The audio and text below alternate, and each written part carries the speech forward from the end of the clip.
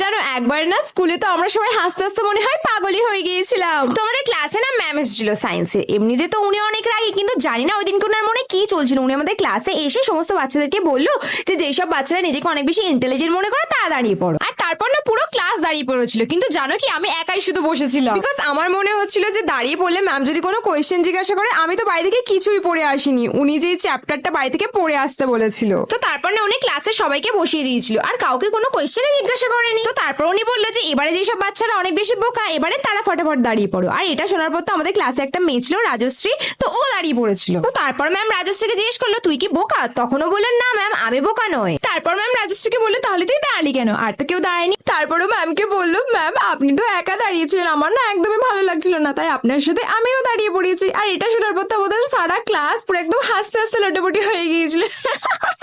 By the way তোমরা আমাকে কমেন্টে বলো যে তোমাদের স্কুলে সায়েন্সের টিচারের নাম কি?